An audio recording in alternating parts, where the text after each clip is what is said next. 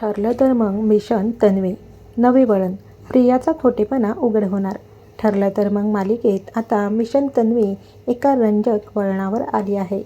सायली आणि अर्जुनने प्रियाचा खरा चेहरा समोर आणण्यासाठी जोरदार तयारी केली असून रक्तगट हा या गटातील सर्वात मोठा पुरावा ठरणार आहे. होळीच्या दिवशी सायलीने बनवलेल्या पुरणपोळ्याची चव हुबेहूब प्रतिमासारखी असल्याने अन्नपूर्णा आजींना सायलीबद्दल आपुलकी वाटते. पण प्रिया मात्र हे रक्ताचं नातं असल्याचा बनाव करते.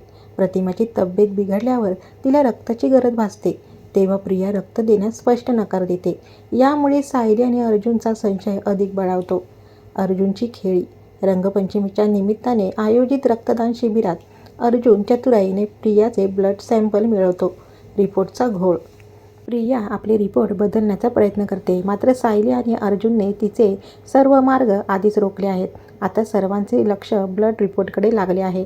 जर प्रियाचा रक्तगट प्रतिमाशी जुळला नाही तर तिचे खोटे नाते आणि तन्वी असल्याचे ढोंग सर्वांसमोर उघड होईल. आणि सायलीच खरी तन्वी आहे हे सिद्ध होण्याच्या दिशेने हे पहिले मोठे पाऊल ठरेल.